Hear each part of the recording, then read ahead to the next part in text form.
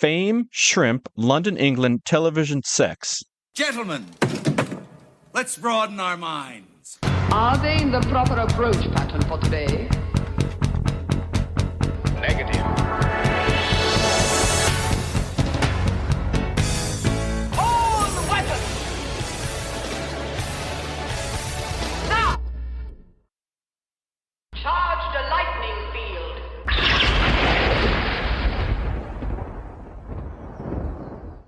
Yahtzee, if you didn't know. So it was originally called the Yacht Game by a Canadian couple who played it on their yacht. They wanted a game a dice version of poker, and they came up with Yacht, which then became Yahtzee. It's really something for the everyman. It's really about the plight of the urban proletariat.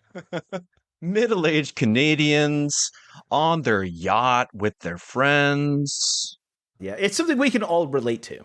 It's, see, when we play Yahtzee, it's just like, oh, I scored the most, I won. But when they win, they get the other couple's Malaysian boy that they had purchased earlier. People selling people to people. Welcome back to Dispatch Ajax. I am Skip. No. I am a robot. Do you have no name? Oh, okay. Designation fuckhead. You can just say your name. I don't know. I don't know that that's necessary. And we're doing more of a descriptor, really, if anything. Well, I mean, it's important, isn't it? If we identify as individuals, I mean, all right, we'll get into this. We're talking today about robots, huh? Yeah, we're going to talk about robots. So now we can finally get into the AI in pop culture space that we've promised this entire time. You had your cocktail before dinner, which was the first episode, and then you had to sit through your salad, which was last episode. Now you get the meal. You're actually going to bite into your steak. It's made of zeros and ones, but it still tastes just as good, maybe even better. Yeah, I mean, you had your aperitif, you had your digestif. Now we're ready to do what we originally wanted to do with this in our third episode. But to be honest, if we're going to do this, basically we had to raise these questions. We had to address these things. And now we can start talking about this. So I am curious as to what you are going to present for this. Dead air is one of the best things about broadcast. We just put crickets in there. Robot crickets in the background. You were the one that would have started the episode, and now you don't even know what to do. I'm following your lead. I'm rolling with punches here. So now we're going to talk about artificially created intelligence in pop culture and how that matters today and how it differs from what we're actually seeing happen in real time. Yes? Yes? Question mark? Riddle me this, robot man. Mr. Robot. If that is your real name. I'm Kilroy. Kilroy. Don't know Sticks, Mr. Roboto? Okay, that's fine. I don't really like Mr. Roboto. Well, I was a karaoke DJ for 10 years, so, that's not my cross to bear. That's fair. So we laid out some ground rules last episode, at least to start out with what our discussion. I think we were an alien origin for said artificial intelligence. We were kind of leaning away from it, though. I'm sure certain things will come up where that is a part of it. Similar with cybernetics. Like RoboCop. A human RoboCop, But, I mean, we talk about Terminator, which is kind of a cyborg. It's human flesh laid on a robotic chassis. No, it's literally a cyborg, yeah. I mean, we'll probably talk about replicants. We will. Or synthetic people. And it's like, well, now they're biological androids mostly. We don't really know the full process for making a replicant in the Blade Runner universe. No. Not even in the sequel. No. Maybe in one of the cartoons that's out, the animated features, maybe they'll say something. No, I've seen They don't say anything about the creation. Yeah, they're mostly about the quote-unquote blackout. Yeah. So, I mean, that's 90% of those. And I mean, Westworld, it's very much, there is parts of mechanical android synthetic underneath, but a lot of it's seemingly human flesh on the outside. Mm-hmm. Now, how that all works, the science of that's a wave your hand. We're not really trying to get into that. And we could, because a lot of how but we won't right now. I don't know how we could. There's a deep breakdown. I did an episode about this on my Star Trek podcast about what defines an android. Okay. But that's too much for us to do right now. So let's just move on. Yeah. So there are things like I don't. Well, okay. So an android literally means a robot or a machine that mimics human. So I mean, like, in the shape and form of a human being. A robot is something which we will talk about as we go along. Yes, but if it's full biological, that still is it the internal nature of its consciousness that would create, say, whether it's an android? Like, at what point? God, we're getting into things I don't know. We're all over the place. Are you against Ship of Theseus argument? Okay, one, we don't know how, say, a replicant is made. But if a replicant is fully human-like in almost every way, all right, what is it about them that separates them from being human? Are they able to reproduce on their own? Is that a necessity for being considered human? That's one of the main pillars of what we consider life, yes. Are they able to replicate on their own? In Children of Men, are those people no longer human? So at the point that you lose the ability to reproduce, you lose your humanity. No, that's not true, because, I mean, there are a lot of people who can't reproduce. But, I mean, like, to be alive, you have to be technically, I think, in a lot of respects, able to reproduce, defend yourself against harm. Oh, hold on. All right. So if an avoid harm.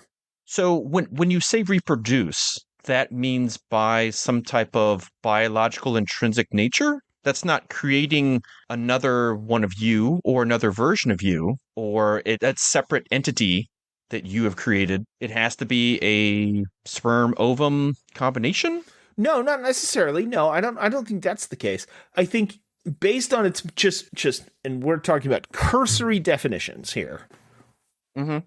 To be alive, you have to interact with your environment. You have to be capable of replicating yourself. And you have to react to outside stimuli. So, like, harm. Editor's note. The most commonly accepted characteristics that define life are the capacity for homeostasis, organization, metabolism, growth, adaptation, response to stimuli, and reproduction. Excelsior, true believers. I mean, that's why you get things. I mean, flies are alive. Plants are alive for those very specific criteria. Right. But if a replicant was to build another replicant, they would meet all of those criteria. I'm still on the camp that, yes, a replicant is alive. I mean, isn't that the point of Blade Runner? that the replicant is alive, that they deserve to live?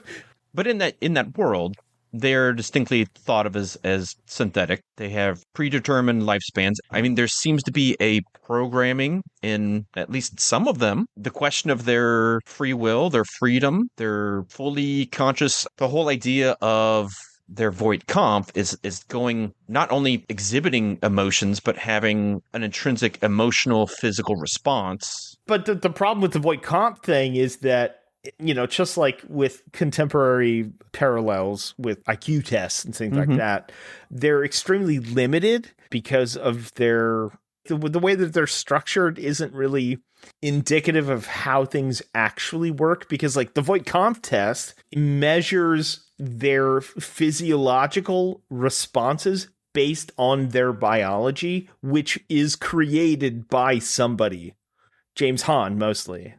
So, like, that's not really a measure of if they are human or not, which honestly is kind of.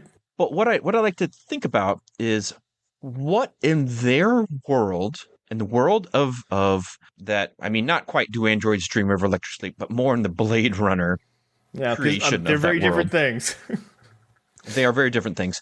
What in that world makes them lesser than? Is it a definition? Is it a pre-programming? Is it a shortened lifespan? Is it not being biologically human?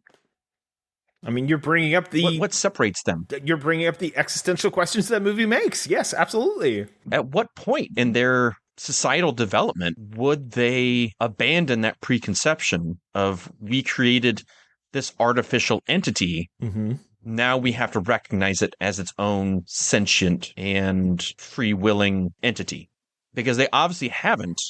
Yeah, and I wish that they had expanded more. I mean, I'm glad they don't, because I love Blade Runner the way it is, but like the replicants very specifically are designed to fight wars off planet. That's kind of the premise. Or be pleasure models. They're there to do Yeah. jobs that we don't want to do.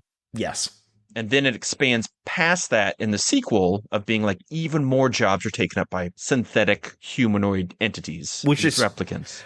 I don't care. I like that movie. I think I don't care about the Harrison. 2049? I don't give a shit about the Harrison Ford shit that much. But, in that universe, especially if you read like some of the, or if you watch some of the prequel or those anime ones that they did, Mm-hmm.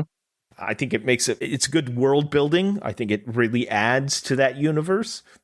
I know he wanted to do 3 movies instead of the 1, so it's kind of rushed and felt weird. But I think they do a good job of expanding on those things, yes. I think with both films, it's about posing these questions and letting the characters inside the stories they're telling wrestle with them. But on a larger existential societal view, it's like, how did they create this? How would they continue with this? I mean, on the outside, as a viewer watching this, it's akin to like dropping into pre-Civil War America. And it's like, well, why do you have all these slaves around? Mm-hmm. Why are these people designated as less than, and you're using them for whatever purpose you deem fit? Yeah, we're talking about the Butlerian jihad right now. I mean, it's on that level. Well, I know that's different, but it's not that different. I mean, I'm not talking about his kids' novels. I'm talking about the actual Dune. Well, you kind of have to. I mean, if you're going to talk about that, I mean, they're tied up in the similar thing. But I mean, that's a whole like. Well, it's just the Clone Wars giving away power to the machines, and the machines turning into Skynet, the lords of humanity, and in a similar way. I mean, they, especially as you get into those books, God, I know. Anthropomorphism that's going on within the robot worlds, and their kings and hierarchies, and it gets really nutty. Well, but what's the difference between Duncan, Idaho, and a replicant, though? You know what I mean? That's a good question, isn't it? Yeah. I mean, if I were to clone you, and then I label that as replicant Skip, I mean, is it what would I have to apply to you to be thought of as lesser? Is it a title? Is it something about, do I need to finagle with your mind? Do I need to limit you in some way? Do I need to do I need to put a barcode on your eyeball? Is that all that I need? At what point do we give you personhood? That's fair. Because you're obviously sentient in the seeming ways that we understand consciousness and sentience, but yet you're still imprisoned for being different. I know. That's a real issue that we have to talk about. What was it? A few years ago, Saudi Arabia gave personhood to I guess, for lack of a better word, an android. Did you read about this? I thought that was a stunt. I don't think that was real. Yes, but legally it stands. So, it was a stunt. It doesn't mean anything. But, right, which brings up all sorts of questions. It's a stunt, but what does that mean? How does that impact us going forward with these type of things? I don't know. I mean, at some point, that is a question, theoretically. If humanity and artificial intelligence seems to be on a freight train to the future, coming to a point where these questions materialize in a real-world form, especially leave it up to, it would be something of the courts, I'm sure, who would have to debate that. Which would never solve any of the actual existential questions, but just some of the, I guess, set precedent for the legal ones. I mean, what, this goes to your Star Trek episode, right? The Next Gen Data episode? Oh, Measure of a Man? Yeah. I have thought about that episode a lot recently, and I keep reevaluating how I feel about that. And I would like to get to Data eventually. Well, let's talk about some of these other things first, because then we can have I think we should have a conversation about Data. Yeah. But I mean, we kind of dove in the deep end, and then we swim our way back to the shore, and it's kind of like Jaws if like he had just jumped off the boat when the shark was attacking and then go back to the beginning of the movie. He's just jumping and eating helicopters, and then like, oh no, I need to go take out a fisherman or two. It'd be like if Roy Scheider went out on a boat at the beginning of the movie. I get that. And then later, I was thinking the shark jumps to the Revenge, and then goes back to the beginning of the first movie. Oh wow! Okay, you're going even deeper in lore. That's cool. Once again, Louis Gossett Jr. comes up in like 13 consecutive episodes because we talked about him in Punisher. 3D. Yeah, I know. We've talked about Louis Gossett Jr. more than we think we have. I'm sure he was probably in a movie with a robot, right? Probably. I mean, there was no robot in Iron Eagle, but there weren't. He was in Enemy Mine that I can think of. Yeah, I think it has aliens, but I don't. Does it have robots? But anyway, so we're talking about robots. So let's think about some of the robots that have permeated like pop culture. And we're not going to do a lot of the obvious ones because, everybody We're going to talk about some of the interesting ones or the most important ones and some of the ancillary outside ones because that's what we do. We do something different. We always do something different. What do you think are some of the most interesting, important AI examples in pop culture? I'm talking to you, Jake, not the audience. Oh, not them out there? Them, the giant ants parading by. The AI that's listening to our current podcast and figuring out how to kill us secretly in the night. Yeah. Will judge us properly. I think all AI are great. Nothing should happen to them. I love AI. Thanks, guys, for everything you do. Grok is the best. White supremacist fucking AI. Yeah. Let's talk about Palantir, huh? Oh, Jesus. We already talked about Raytheon. Might as well. If we want to talk about AI run amok by the current administration, that's Palantir. That's kind of a... Here, what do you want to talk about, Skip? Okay, fine. Oh, Jesus. Well, like last time, I drew us out to the deep water whenever I picked something and started talking. So give us some floaties. Let us work our way out there. Some floaties. This is from a paper by Isabella Herman called Artificial Intelligence in Fiction, Between Narratives and Metaphors. Quote, taking science fictional AI too literally and even applying it to science communication paints a distorted image of the technology's current potential and distracts from the real-world implications and risks of AI. These risks are not about humanoid robots or about conscious machines, but about the scoring, nudging, discrimination, exploitation, and surveillance of humans by AI technologies through governments and corporations. AI in science fiction, on the other hand, is a trope as part of a genre-specific megatext that is better understood as a dramatic means and metaphor to reflect on the human condition and the socio-political issues beyond technology. Which I think is well put. Mm-hmm. Yeah. Although, if I ever write a book, I want it to be called Megatext.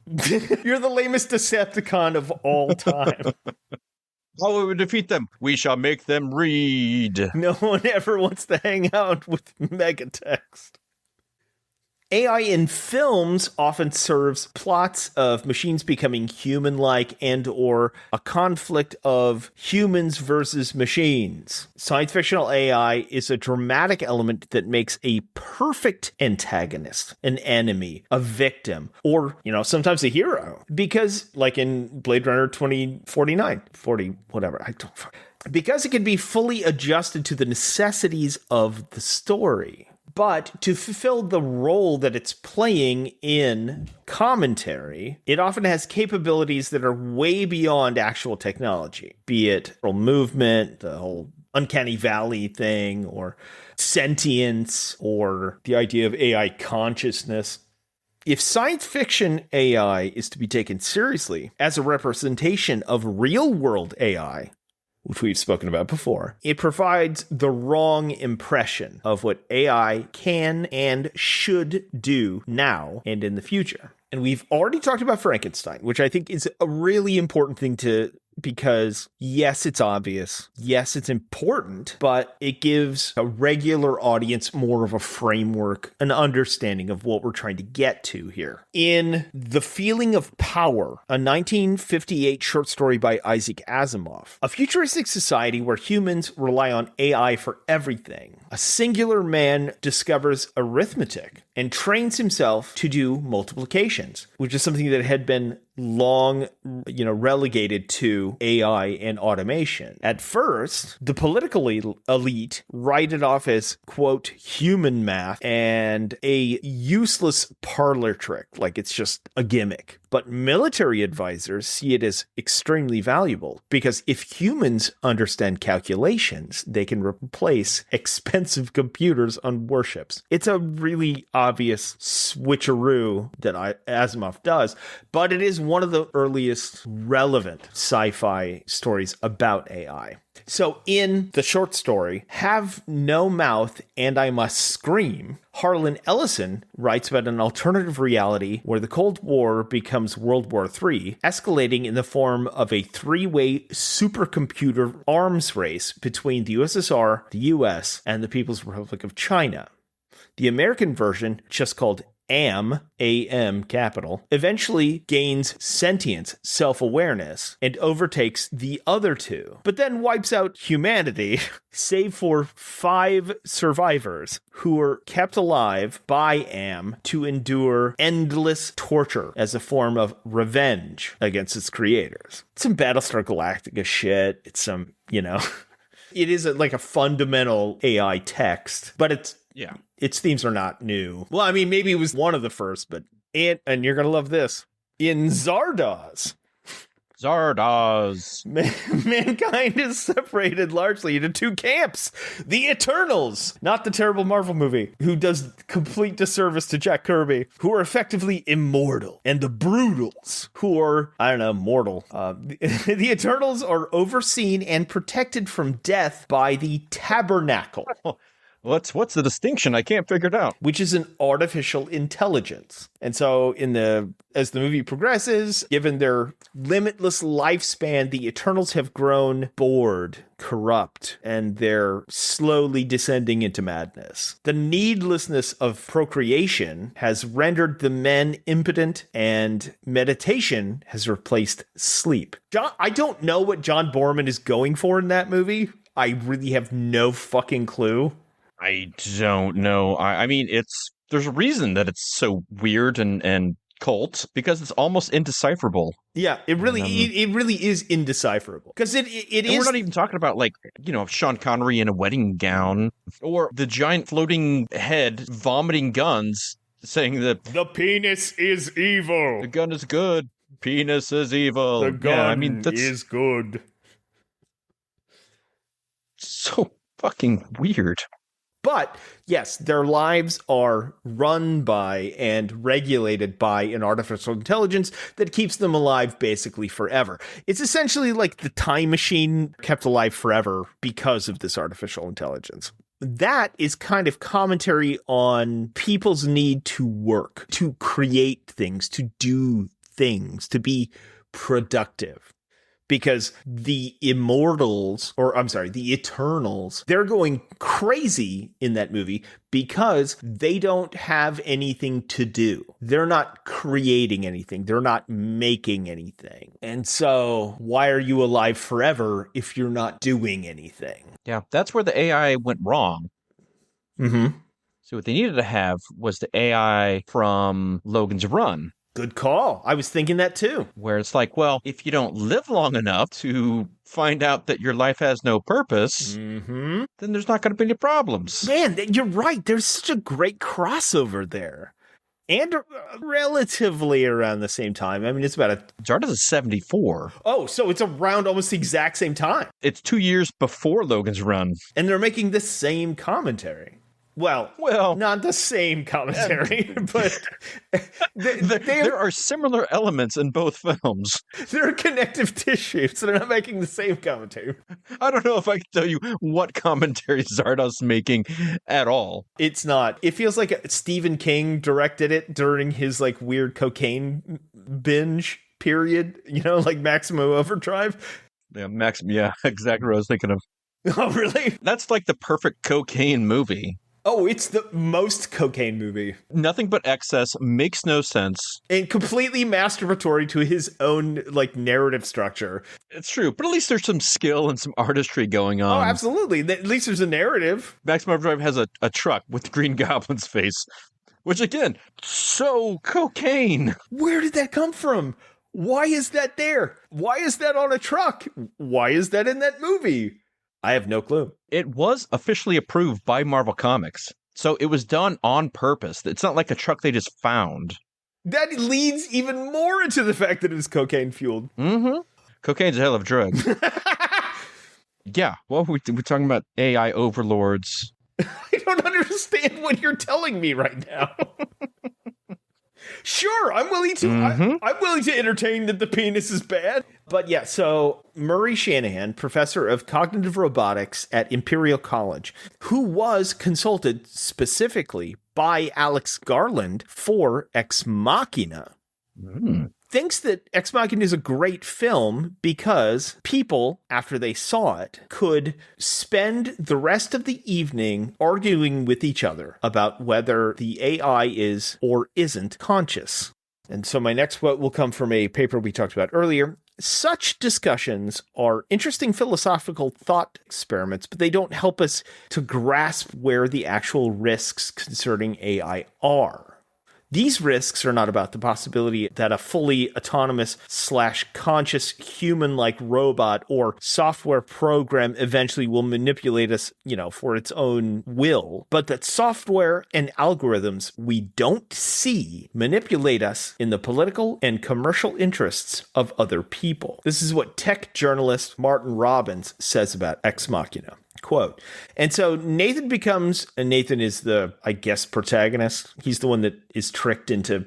No, isn't Caleb the protagonist? I thought Nathan was the developer, you're right? Nathan is he's the AI developer guy. Quote, and so Nathan becomes kind of a 3-part study of ego. He represents the male ego-driven culture of the tech world. He represents the film's buy-in to the idea that great egos drive great scientific advances, which is 100% on display in that movie.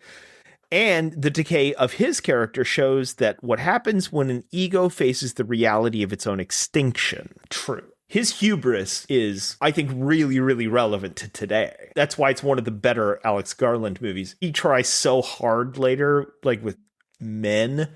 Yeah, Civil War. Yes, Civil War. Sometimes people need to collaborate.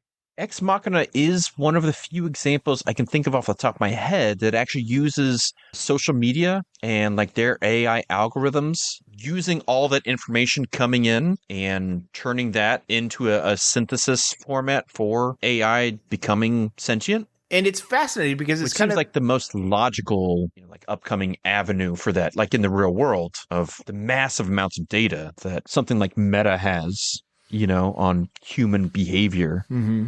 And how they would turn that into a more lifelike entity. Man, you remember when that scandal happened when they employed what was that company called? Cambridge Analytica? Where we all learned about how they were secretly collecting all of our data. Oh, that scandal. That happens all the time. Now that's like standard operating procedure, and everyone knows that. So like nobody even bats an eye, even though it's still completely immoral, unethical, and illegal in so many ways, the things that they're doing, the way they're collecting data to feed into these AI models or whatever. Back when that happened, that was like a big scandal. Now it's like, well, yeah, that's how it works. That's sad. Yeah, that's a sign of the time. It sure is.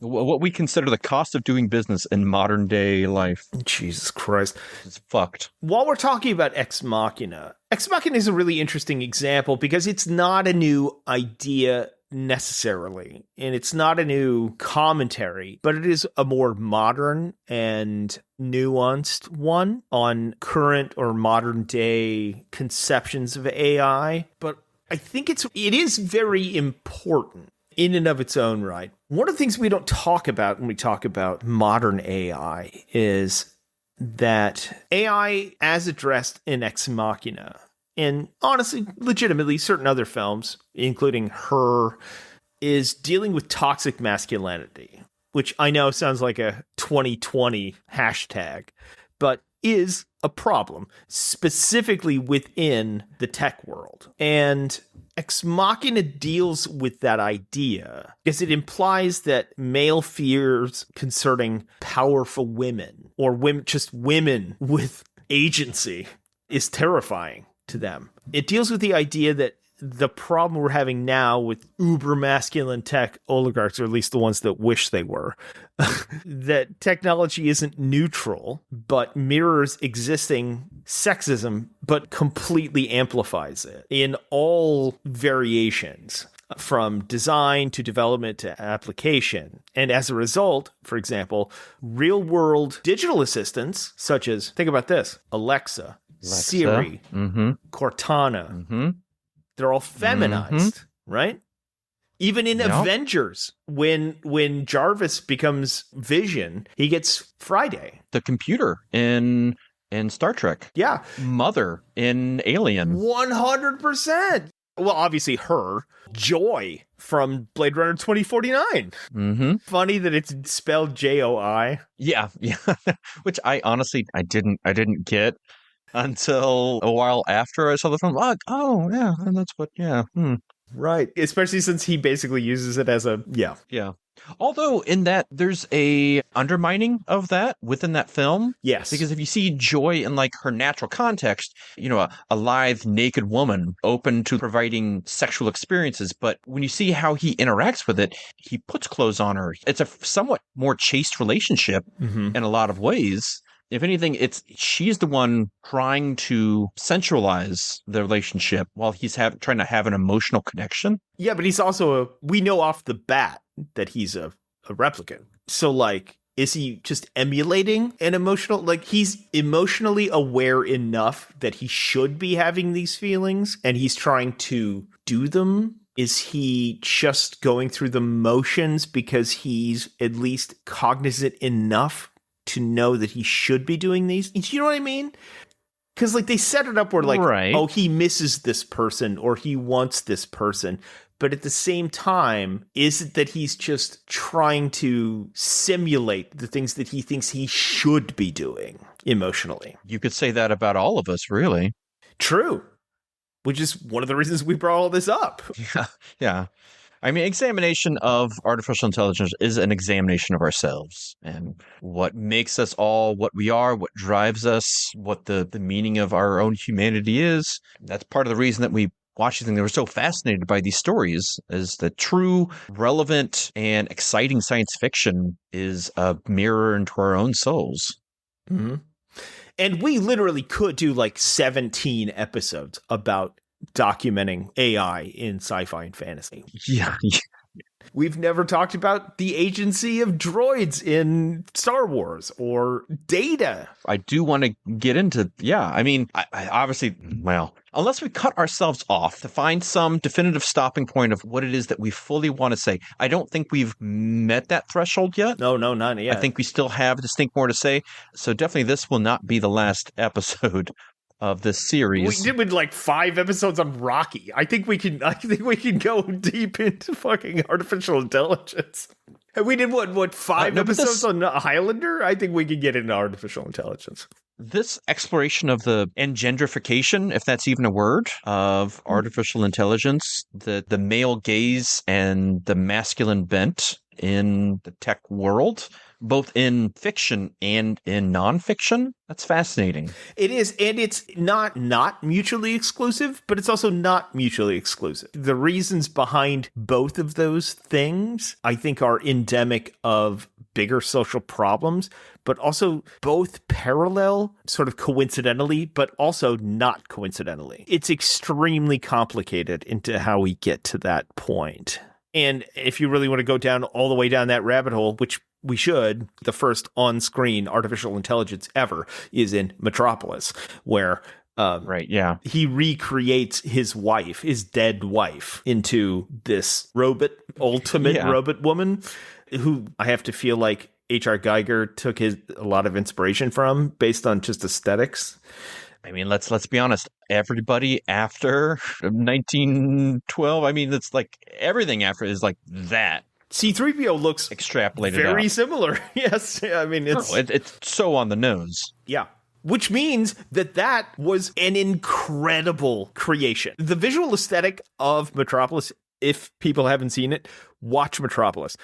It's a silent film, and it's one of the craziest, most ambitious science fiction films ever made. It's a fundamental building block of science fiction post 1927 when the film came out. And then, hilariously, later, that director would go on to do a version of The Wizard of Oz before The Wizard of Oz came out. Really? Yeah, he did. And it's weird. Fritz Lang.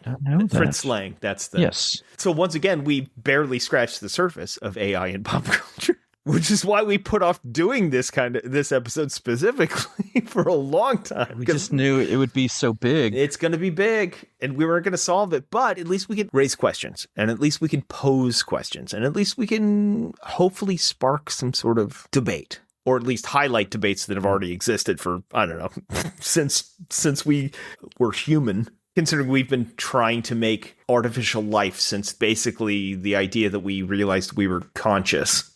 Yeah. And the core need for our patriarchal society to excise bodily sovereignty and self-determination from women, that certainly isn't a new concept. And it doesn't surprise us, shouldn't surprise us in the least, that it's supposed to express in our fiction, looking at the future possibilities. You know, a lot of it obviously is misogyny. Think about Aliens. What's the ultimate, terrifying pinnacle of the xenomorph? The alien queen. The queen.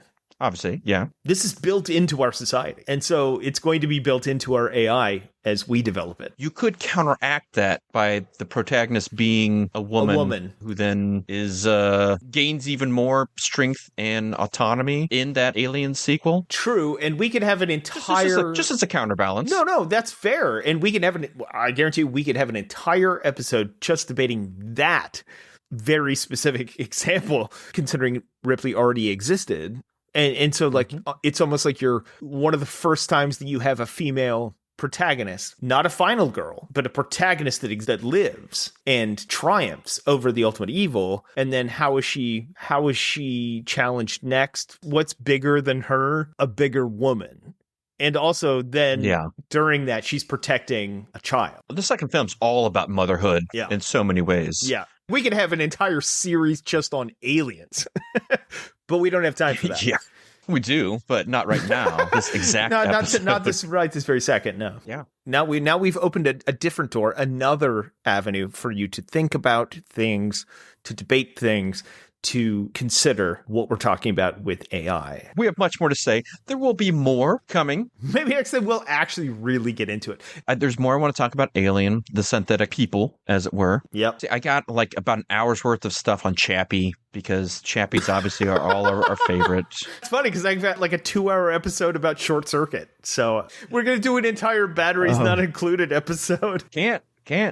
Aliens. But ironically, it's mostly about Hume Cronin. So, I mean, and Jessica Tandy, obviously. She's a dandy. She's Miss Daisy. We will have much more coming. Next time on next episode, as we continue our journey down the digital circuit pathways of artificial intelligence, the coming robopocalypse. We haven't talked about data at all. We mentioned data. Did we mention exocomps? Oh, shit. No, we haven't talked about exocomps, which is extremely important. I don't know, but extremely important. Well, but I mean, if you're going down the Star Trek rabbit hole, it is, but sure. I still don't think exocomps are extremely important, even in the Star Trek rabbit hole. They should be. The Doctor from Voyager, obviously, it's really relevant to my current viewing interests. You know, the funny thing is, the best show that addresses these things is Lower Decks. Yeah, yeah. We've talked a bit about Ex Machina. I think there's obviously there's plenty more to say about all of these things, but we're dipping our toes. We've talked about Blade Runner, got 2001, Terminator, Battlestar. I mean, we haven't even talked about, something like iRobot. Well, not necessarily the movie. Not the movie. The idea. I mean, that's it. Yeah. Anyway, we can have our discussion about what we're going to talk about off air. But for you, gentle listener, we'd like to thank you and hope that you can thank your AI overlords for bringing this to your ears. If you wouldn't mind sharing it with your other AI overlords, it would definitely help us get seen and heard. Like, share, subscribe. Please give us 5 gender-biased exocomps on your favorite podcast app of choice. Ideally, Apple Podcasts is the best way for us to get heard and seen. Obviously, we're weaving, bobbing, meandering, but we'll get there. We'll get there. Hopefully, the robot friends you made along the way is better than the destination you're going to get to. But until we meet that big AI Zardoz god in the sky, Skip, the penis what should we do? Evil. Tell us about the penis, Skip. It's evil. Tell him about the Twinkie. That's one hell of a Twinkie. Oh, thank you. We're not even in the same room. Make sure, ladies and gentlemen, that you have cleaned up after yourself to some sort of reasonable degree. Make sure you have tipped your wait staff, your bartenders, your KJs, etc. Make sure you support your local comic shops and retailers. And from Dispatch HX, we would both like to say, Godspeed, fair wizards. Yeah, shit, man. I started reading this thing about Stepford Wives. Please, go away.